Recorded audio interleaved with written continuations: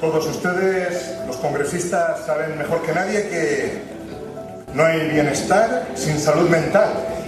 Y a mayor grado de autonomía personal, mayor es la salud de la que gozamos, más alta la capacidad para desempeñar trabajos y servicios a la sociedad y, por tanto, más grande el nivel de conciencia de nuestras propias capacidades. ¿Qué pasa entonces con la promoción de esta autonomía? Es una cuestión que nos surge, para la que hay que desarrollar políticas concretas y para la que hay que remangarse y ponerse a trabajar desde ayer, no desde hoy, sino desde ayer. O, más bien, esta cuestión se convertirá en un canto al cielo, como la Oda a la Libertad de Alexander Pushkin. De estas dudas y de otras tantas nos sacarán nuestros últimos invitados a la mesa. Contamos para esta ocasión con la presencia de la doctora doña Clarisa Ramos Feijóo. Ese aplauso.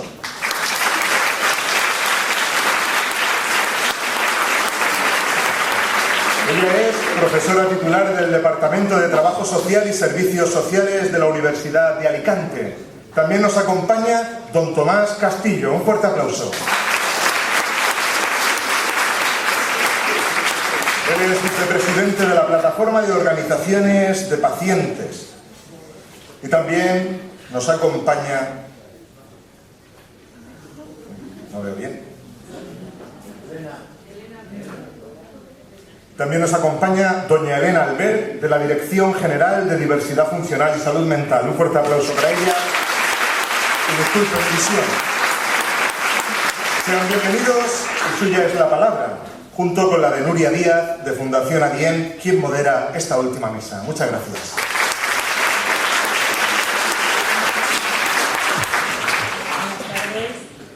Yo creo que Dani lleva toda la mañana y todo el día pidiendo aplausos y nadie le ha dado un aplauso a él. Yo creo que lo está haciendo muy bien.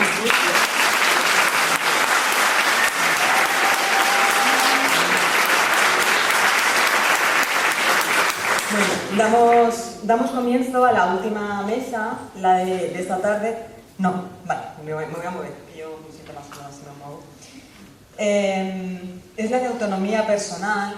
No por ser la última, yo creo que es la menos importante, creo que al revés, tiene todo el sentido del mundo que esté aquí al final, porque al final recoge todo lo que hemos visto a lo largo del día, va a impactar directamente en la promoción de la autonomía de la persona.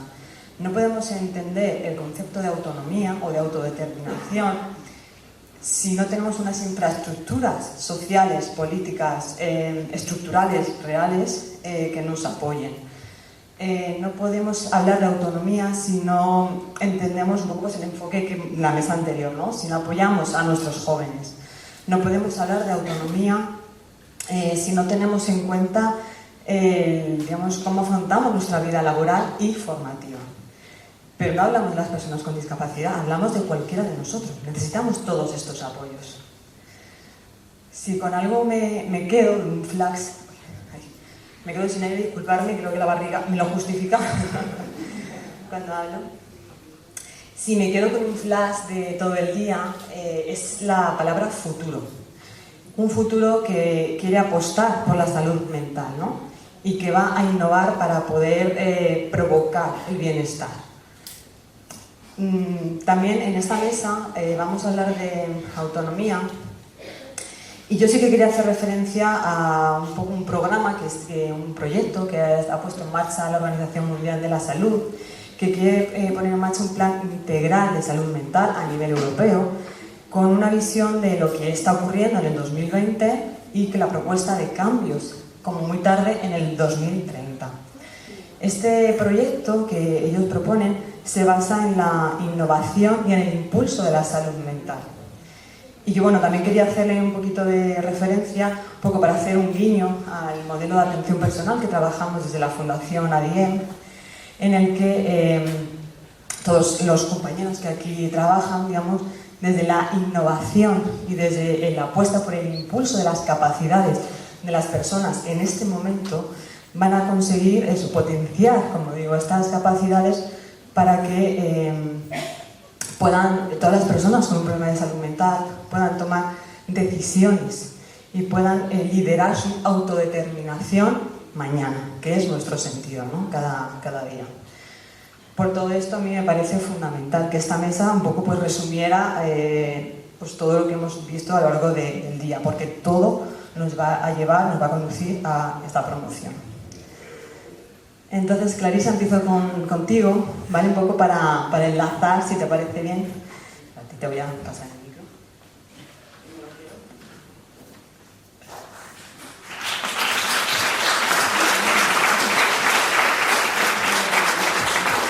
Porque bueno, en la mesa anterior hablábamos sobre todo de, también, ¿no? Había un apartado de la parte educativa, hablábamos de, además he visto que también tomamos algunas notas porque creo que, como decíamos, ¿no? La parte laboral que hemos visto esta mañana y la parte tiene que partir, ¿no? De esta parte educativa para que porque en tu caso, en el caso de la universidad, ¿no? Para poder potenciar esta autonomía. ¿Por qué? Porque, digamos, los jóvenes de hoy son los profesionales de mañana. Y en principio la universidad tiene que, digamos, dotarles de las herramientas de innovación e investigación que les permita de verdad construir un futuro diferente, ¿no? Por esto, desde un poco lo que queríamos conocer es desde la universidad, ¿qué crees que se puede mejorar para dotar a estos alumnos de las herramientas más innovadoras? Hablamos tanto a nivel de aprendizaje como a nivel de desempeño de una profesión para que realmente puedan apostar por la autonomía en el futuro, ¿no? Bien, bueno, en primer lugar agradecer a Diem y a ti, Nuria, por coordinar esta mesa y a Diem por promover el hecho de que estemos pensando y hablando conjuntamente, ¿no? Yo creo que lo primero que tenemos que cambiar, no solo en la universidad, sino en general en la sociedad, es la capacidad reflexiva. Se hablaba antes de la utilización de las redes sociales de manera indiscriminada y en la universidad siempre tratamos de que se hable de pensar, ¿sí? De pensar, de reflexionar y de entender a las personas. En particular, la universidad no está fuera de la sociedad. Es decir, que cuando hablamos de qué puede hacer la universidad es, en primer lugar, entender que es una parte más dentro de todo lo que hace a la comunidad, ¿sí? Yo siempre digo, sobre todo en el caso de la Universidad de Alicante, que es una universidad pública. Por lo tanto, tenemos una doble responsabilidad de estar al servicio de la comunidad. Esto no se debe olvidar. La investigación, el otro día me causó mucha gracia porque escuché a una colega de la Universidad Autónoma de Madrid que presentaba un congreso sobre despoblación y decía, bueno, es importante que este congreso sea interdisciplinar, que haya no solo los demógrafos, que están siempre hablando de la despoblación, sino que haya también sociólogos, antropólogos, pero además también es importante que venga gente de la vida real. Yo cuando escuché eso me quedé sinceramente preocupada, porque creer que la universidad está fuera de la vida real realmente es un problema. Es un problema. ¿Qué hacemos en la universidad? En trabajo social, particularmente, estamos intentando redefinir lo que es la formación. ¿En qué sentido? Yo particularmente parto del modelo de atención integral y centrado en la persona. ¿Con qué tiene que ver el modelo de atención integral y centrado en la persona? En primer lugar, me gustaría hacerles unas preguntas. Una sola. Vamos, no me voy a poner a tomar examen. ¿Qué es lo contrario de la autonomía? Pues no. Lo contrario de la autonomía es la heteronomía. La autonomía es que yo puedo tomar decisiones por mí misma. La heteronomía, con H, es que otros toman decisiones por mí. Eso es fundamental en la formación de las y los profesionales. Lo primero que tenemos que hacer es entender que como profesionales nuestra profesionalidad tiene que estar en la capacidad de desarrollar las potencialidades que tienen las personas. Este es un elemento fundamental. Estamos acostumbrados y hemos formado generaciones y generaciones de profesionales en la teoría del déficit. esta persona no tiene capacidad de hacer esto, esta persona tiene un Alzheimer, esta persona tiene una esquizofrenia. Lo primero que nos da seguridad como profesionales es etiquetar. Es cierto que es importante el diagnóstico, vaya por Dios, no seré yo la que diga que no es importante el diagnóstico, pero además también es importante dentro de ese diagnóstico saber todo lo que las personas tienen. Esto es innovación. Innovación es trabajar en los principios que tienen que ver con el enfoque comunitario. ¿Por qué? Antes Bartolomé hablaba de lo que había pasado durante la pandemia. La pandemia nos ha llevado a un repliegue, ¿sí? Si de por sí nuestra sociedad es individualista, la pandemia nos hizo mucho más individualistas. Por un lado decíamos, sí, vamos a salir mucho mejores, vamos a ser mucho más solidarios. Bueno, esto suena a flower power, ¿no? A publicidad de banco que nos quiere vender que todos vamos a ser mucho mejores. Vamos a ser mucho mejores si trabajamos desde la ética, si trabajamos desde las capacidades de las personas, si entendemos que la innovación no es una ocurrencia. La innovación obedece a un proceso. No podemos copiar ideas sin más, Nuria. Yo creo que esto es lo que tenemos que trabajar en la universidad. Generar bancos de ideas además desde el principio más innovador que en servicios sociosanitarios estamos llevando a cabo en este momento, que es la coproducción. ¿Qué quiere decir coproducción? Que los servicios sociales solos no pueden resolver todos los problemas, los servicios sanitarios solos no pueden resolver todos los problemas. Luis Bañó insistía muchísimo en esto, decía, todo lo que es el tercer sector de lo social tiene un papel trascendental con el gobierno, con las administraciones públicas y con las universidades. Digamos que lo que tenemos que hacer es trabajar todos y todas juntas. Eso es innovación. Parece mentira, pero eso es innovación. Ahí estoy completamente de acuerdo contigo, porque nosotros también muchas veces en la Fundación AVIA lo decimos, ¿no? Que realmente la rueda está inventada. Pues bueno, le quito la palabra a Paco, a nuestro director, porque al final tenemos que cooperar, ¿no? Pues fíjate, hablando de cooperación, a ver si tú también puedes sacar de esta duda. Yo te hablo un poco también como mi experiencia en la dirección del centro en la que estoy, un CRIS, un de rehabilitación. Cuando vienen los alumnos, ¿no?, de distintas disciplinas, a nivel de itinerario de prácticas de cualquier disciplina, a mí personalmente muchos de ellos me comentan que no, la opción de salud mental no es la primera opción que han escogido, ¿no? Que es un poco, pues, a lo mejor pues llegan, pues bueno, porque otros compañeros no lo han elegido, pero bueno, que generalmente no es lo que más atrae. Que entonces, un poco lo que nosotros nos preguntamos es el por qué, que no seamos una primera elección o que no seamos un área preferente, si tendrá que ver con el estigma social, si tiene que ver con no sé, la falta de información adecuada o incluso, permitirme la expresión, entre comillas, el enfoque a lo mejor manicomial, ¿no?, de algunos centros que todavía pues, puede echar para atrás a algunos alumnos en su formación. No sé qué opinión podéis tener al respecto, si os habéis encontrado situaciones de este tipo. Bueno, yo en primer lugar, si tuviéramos que hablar de las prácticas de los alumnos y las alumnas, eso ya daría para un congreso aparte. Porque son muchas las motivaciones, hay motivaciones que tienen que ver con la localización geográfica, ¿sí? Es decir, bueno, el alumno elige en muchos casos el centro de prácticas en función de donde tiene más posibilidad de acceso, porque no nos olvidemos que aquí se hizo referencia antes también a la situación socioeconómica, que influye muchísimo en la salud mental. Y nuestro alumnado también, en muchos casos, está pendiente de, bueno, dónde voy a estar más cerca, dónde voy a aprender. Yo creo que el estigma existe. A mí una de las cosas que más me preocupa siempre es, y hablo particularmente, yo estoy en un máster de innovación, allí tenemos todo, distintas procedencias del alumnado, pero por ejemplo en trabajo social algo que siempre les digo es que hay que salir del morbo, porque también, Nuria, esta es otra cosa, ¿no?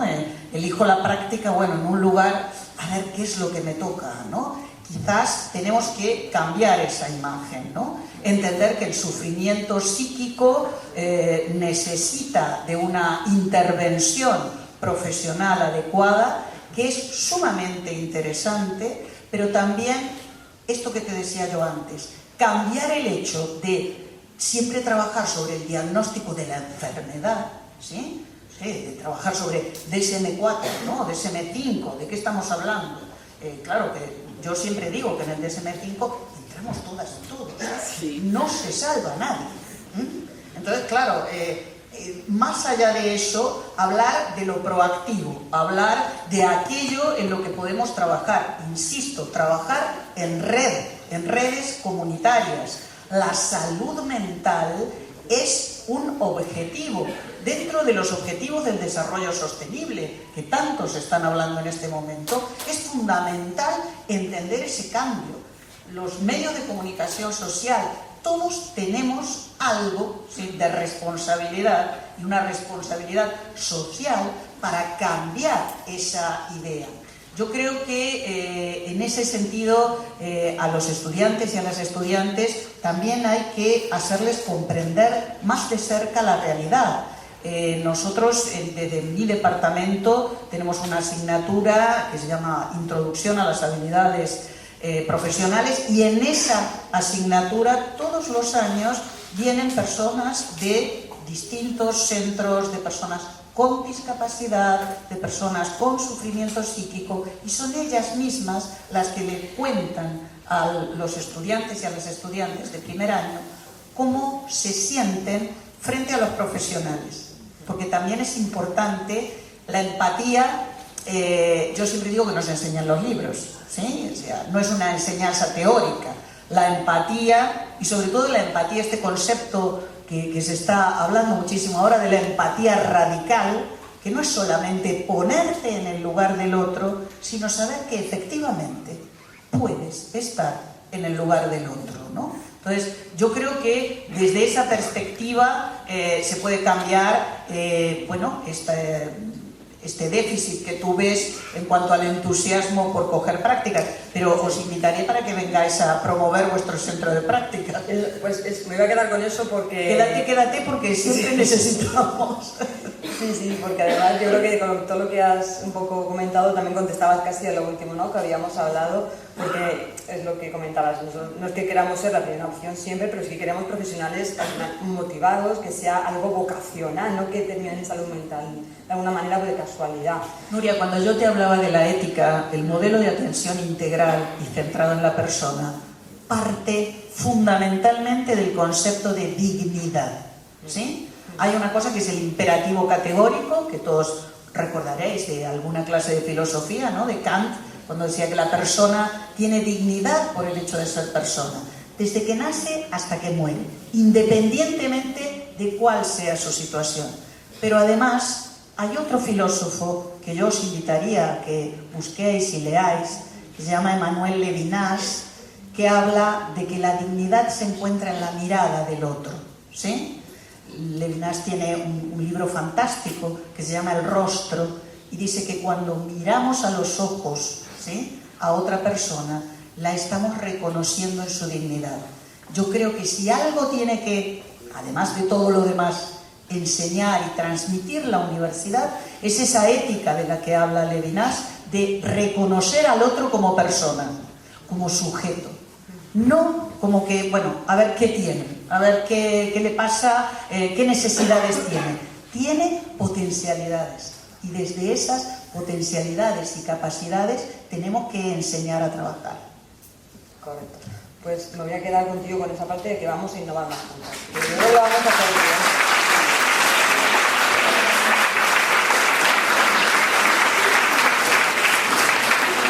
Bueno, vamos a dar paso ahora a Tomás, que la verdad es que sí que estamos muy agradecidos también de que estés aquí, porque tienes una visión muy amplia en el mundo tanto de la promoción de la autonomía, tanto por tu experiencia, ¿no?, como tiene una gran experiencia, sabéis que es el gerente de la asociación de AMICA, y luego también por su papel en la plataforma de organización de pacientes. Entonces, la verdad que estamos encantados de escucharte, sobre todo porque digamos, lo que querríamos que compartieras con nosotros es, dentro de tu experiencia, Digamos, ¿cuál crees que es el mayor reto que todavía queda, ¿no?, por alcanzar a la hora de conseguir o de seguir trabajando con esta promoción de la autonomía, tanto en diversidad funcional en general como en particular en la salud mental, ¿no? Asimismo, como las prácticas que estáis poniendo vosotros desde AMICA, porque yo creo que es un referente a nivel nacional, para poner en marcha todos los itinerarios de integración, tanto social como laboral, ¿no?, y que fomenten esta promoción de la autonomía. Y finalmente, también queremos aprovecharte, si tienes un momentico también para que nos comentes. Creo que es importante hablar de derechos. Estamos hablando de autonomía personal, pero creo que es un derecho fundamental, ¿no? Entonces, saber cuál crees que todavía es el más vulnerable, ¿no? ¿Cuál es el que todavía nos cuesta más, digamos, defender o que se ponga en práctica cuando hablamos de autodirección, de autonomía de las personas, ¿vale? Así que, todo tuyo. Muy bien, muchísimas gracias. Creo que se me oye bien, ¿verdad? Buenas tardes, encantado de estar de nuevo con vosotros, con vosotras. Siempre me impresiona la participación en ADIEM. Os tengo que felicitar por el 25 aniversario. Desde AMICA, que siempre hemos trabajado conjuntamente, me ha hecho mucha ilusión ver que entre los colaboradores de vuestra memoria aparece AMICA, la segunda entidad colaboradora. Yo llevo trabajando también 25 años, desde que comencé con la OMS, con la Organización Mundial de la Salud, a trabajar en el campo de las ideas, cómo podríamos entender la discapacidad de otra manera. Parece que se me va un poco el micro, pero se oye, ¿no? Curiosamente se oye. Bien. Te dejo sentarte, que yo creo que te lo mereces ya, ¿verdad?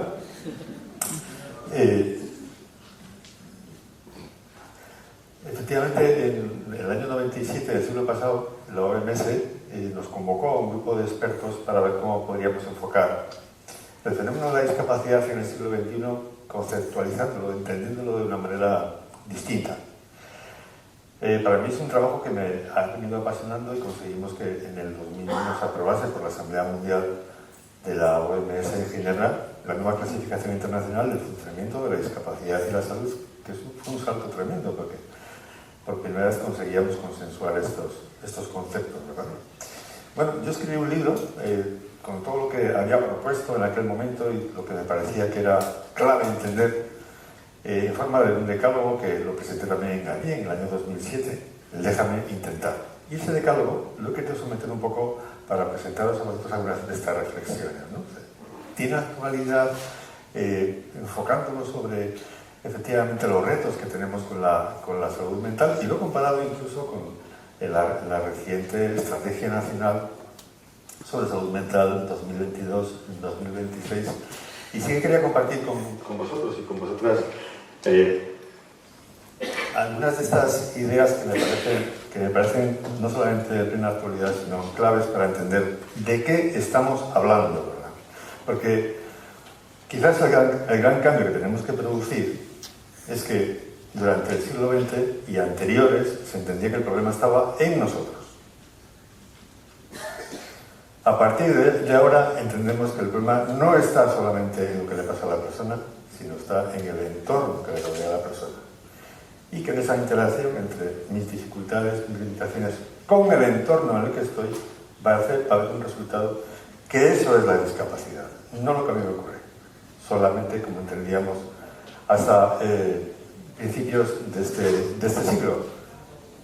Y planteábamos que la discapacidad y la enfermedad mental derivan discapacidad en muchísimas ocasiones. De hecho, es una de los orígenes más frecuentes. Una de cada 4 personas con discapacidad tiene alguna consecuencia por su salud mental. La discapacidad, como la capacidad, forma parte de nuestra naturaleza. La de todos, la de todas. No de algunas personas, como pensábamos hasta ahora. Esto de la discapacidad, todos y todas la vamos a conocer a lo largo de nuestra existencia, y es muy difícil hoy en día encontrarse con personas con 80 años que no tengan varias discapacidades en su vida, visuales, auditivas, en la movilidad, y muchas también con problemas de salud mental, más del 30% en este momento. Luego, De alguna manera, si todas las personas vamos a conocer la discapacidad, también una de esas discapacidades tan frecuentes son los problemas que se derivan de la salud mental. Eso quiere decir que estamos hablando de un problema común, no de un grupo de personas que tienen trastornos, que tienen problemas de salud mental. Es un problema común a la humanidad y como tal tenemos que plantearlo de forma con un abordaje completamente distinto al que hasta ahora se ha planteado. Pero es más, había un segundo postulado que era que esto de la discapacidad incluso podría ser temporal, porque estamos avanzando muchísimo en las terapias, en la tecnología, ahora se habla incluso de tecnología aplicada y vinculada con lo orgánico, pero bueno, la verdad es que sí que tiene que ver también con nosotros, con lo que hacemos nosotros, con lo que nos ocurre, ¿verdad? Y en la salud mental, yo creo que tenemos que mentalizarnos todos de que hay que promover la salud, como se ha dicho aquí, y esa es una de las claves.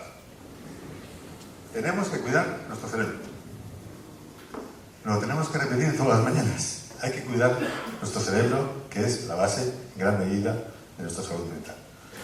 Tenemos que hacer mucho ejercicio. El cerebro puede reproducir neuronas nuevas. Eso también se ha descubierto hace pocos años a base de ejercicio físico.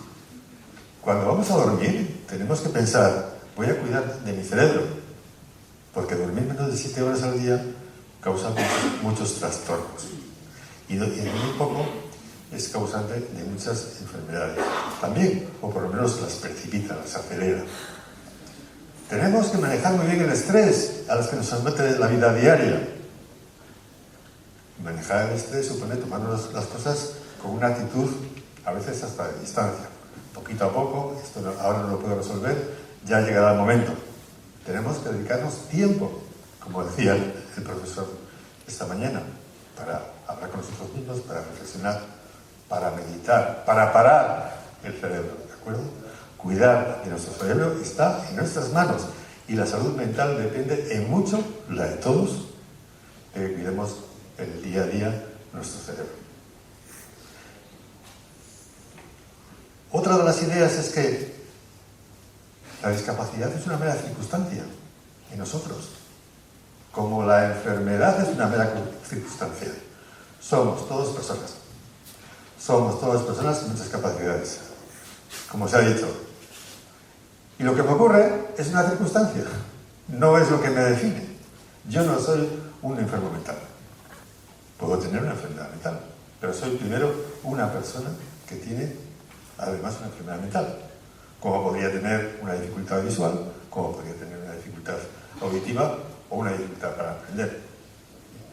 Mi limitación está en que mi salud mental está comprometida. Pero primero, soy Juan, soy María, soy Andrés, soy una persona con muchas capacidades. Y esto es fundamental entenderlo porque mi discapacidad, y en esto la enfermedad mental juega mucho también en ello, tiene mucho que ver con la aceptación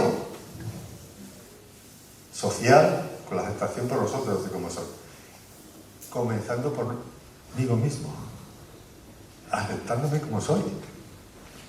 Que nadie intente cambiarme, porque yo he nacido así y tengo derecho a ser el mismo. No tengo que intentar ser normal. Yo soy como soy.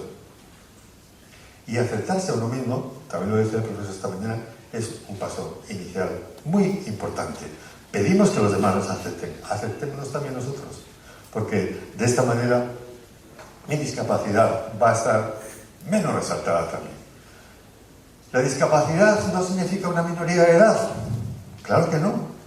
Tenemos derecho a ser tratados como personas adultas, que lo somos. Si tenemos 35, 40, 50 años, ¿por qué nos siguen tratando a veces, como decía Luis, el presidente del CERMI, con terapias como niños? Esto no puede ser, tiene que acabarse. Somos personas con capacidad de decidir. Tenemos que decidir sobre nuestras vidas. Tenemos que ser los pilotos de nuestras vidas. Tenemos que conducir nuestra existencia, no que otros decidan por nosotros. Porque esto es también salud mental. Esto es también sentirse a uno mismo, que hace, que construye, que tiene proyectos en la vida. Es otro de los elementos claves en la salud mental, tener proyectos. No quedarse en casa viendo la televisión, hacer cosas, vida activa. Nuestro cerebro necesita actividad, necesita tener cosas pendientes, necesita tener creatividad, y eso es salud. Y para eso, yo como persona que soy y como persona adulta que soy, elijo lo que me parece que es más importante para mí, y además reclamo, demando ese derecho que se respete. Porque también tengo derecho a equivocarme. ¿O es que nadie se ha equivocado? Pues el ser humano, gracias al ensayo y el error, gracias a equivocarse, aprende mucho más. Y eso nos hace más personas. Es muy importante que los demás entiendan esto. Fijaros, los demás tienen mucho que ver con nuestra discapacidad, claro que sí, porque los demás somos entorno, no solamente el entorno físico y estas escalinatas casi impracticables que tenemos aquí, son las barreras que se crean aquí, y que son barreras para nosotros y para la persona, porque la otra persona no sabe cambiar la mirada. Esto es lo que más les cuesta, ¿verdad? Bueno, pues en esto nosotros nos parece que tenemos que cambiar el clasificar a las personas. ¿Cómo que somos un colectivo de personas con enfermedad mental? No somos iguales, somos todos diferentes. Clasificar a las personas crea una barrera insalvable de la que muchas veces es muy difícil salir, de la que muchas veces otras personas, cuando se hacen a la idea de que tenemos un trastorno mental, ya genera en ellos todo un mecanismo que no saben cómo hacerlo, no saben cómo tratarnos. Esas son las barreras. Pero es que nosotros somos personas, cada una, diferentes. Y así nos tenemos que presentar. Con nuestra personalidad, con nuestro nombre, con nuestro apellido. Y además puedo tener esta condición de salud. Una condición de salud. Que no es nuestra carta de presentación, insisto, pero que también es muy importante que nosotros mismos no nos agrupemos. Porque cuando agrupamos a las personas, al final generamos una autoridad. Fijaros, la gran barrera que existe es entre la que la sociedad piensa entre las personas normales y las que no lo son. Y nos tratan de forma diferente porque nos ven de forma diferente. Porque se ha construido en el resto de la sociedad no la idea de, pero eso también me puede ocurrir a mí, eso le ha ocurrido a un familiar mío, le puede ocurrir a cualquiera. Claro que sí. En la salud mental la frecuencia en las familias es tremenda, ¿verdad? Pocas familias pueden decir que no tienen a nadie con un problema de salud mental grave incluso. Pero esto es algo tan frecuente que deberíamos estar logrando integrarlo dentro de que todos estamos en el mismo lado, no unos en la normalidad y otros en la anormalidad. Y esto es importantísimo también, que nosotros mismos nos presentemos, no tanto en grupo, sino en la individualidad que somos cada persona con todas nuestras capacidades, que son muchísimas más de las limitaciones que nos produce la enfermedad, muchísimas más. Y en este descubrimiento de esas capacidades es la gran tarea que tenemos todos, las organizaciones y las personas, poner en valor nuestras capacidades, que seguramente no son pocas. Y con esto nos vamos a encontrar que nuestra limitación va a estar muy condicionada por el medio, por el entorno en el que estamos. Es un entorno preparado para que las personas tengamos diferentes dificultades y haya previsto cómo se nos puede apoyar para que podamos hacer las cosas como los demás, o es un entorno que nos pone dificultades, que nos pone barreras que nos condiciona para poder estar con los demás, para poder trabajar como los demás, para poder vivir como viven los demás y no tener que ir a sitios de diferentes. Esto es muy importante porque tenemos que cambiar la mirada del otro. La gran tarea del siglo XXI es cómo podemos cambiar la mirada del otro. Nosotros seguimos una estrategia anémica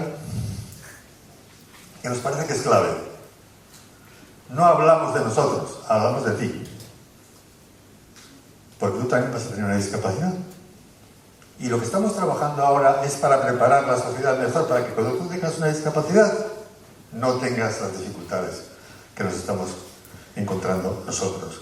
No nos gusta hablar de nuestros problemas, nos gusta hablar de los problemas que tienen las personas cuando tienen una discapacidad de esta o de otra característica, y que hoy pues quitamos las escaleras en el portal con el vecino del tercero y del quinto que tienen 90 años, pero tú tendrás también 90 años y disfrutarás de que hemos quitado esas escalinatas que nos llevaban hasta el ascensor, ¿verdad?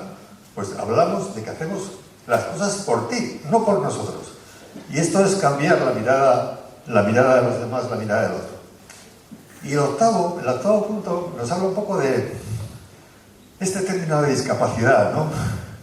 Que parece que está como adjudicado a un grupo de personas que más o menos no podrían salir de ese grupo porque les ha tocado.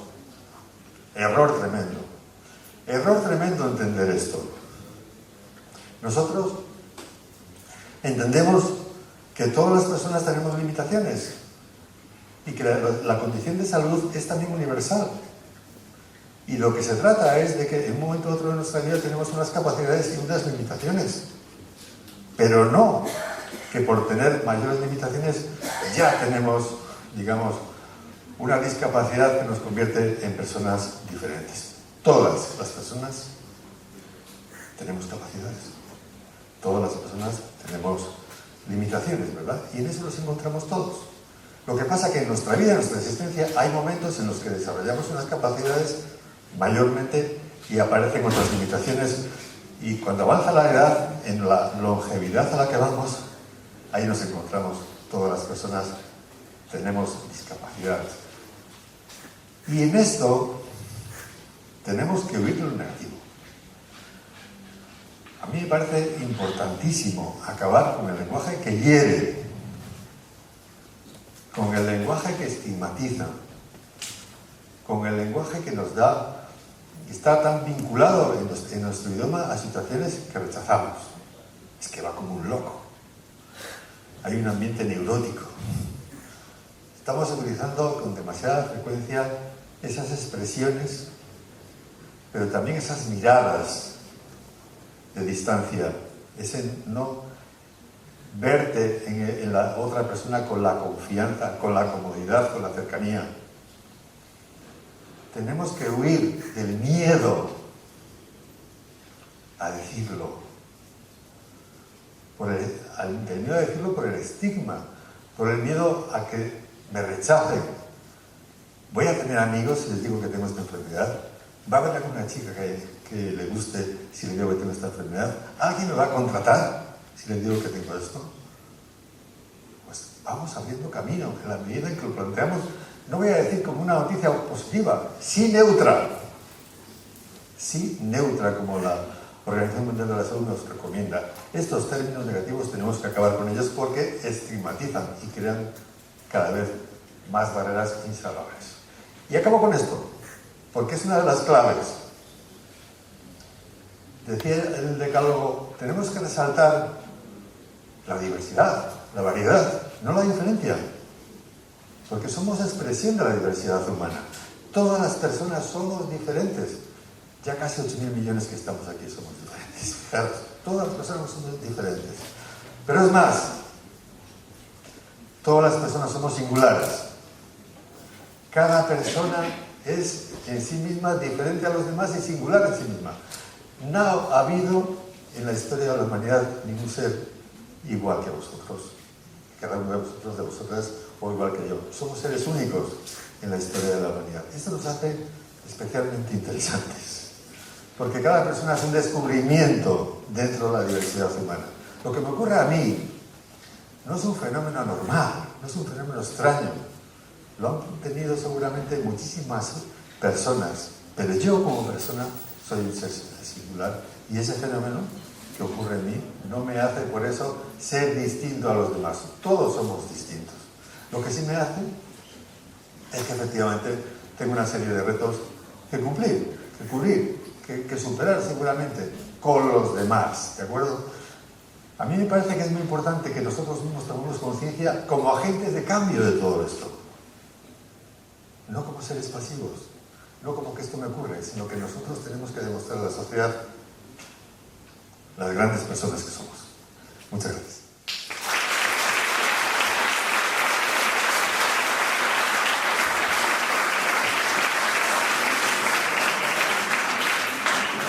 Muchas gracias, Tomás. La verdad es que yo creo que tendríamos que pedir otro congreso. Yo lanzo la propuesta con esta mesa solo porque creo que se nos va a quedar muy corta y tenemos que abordar muchos temas más. Bueno, finalmente, Elena, ahora sí que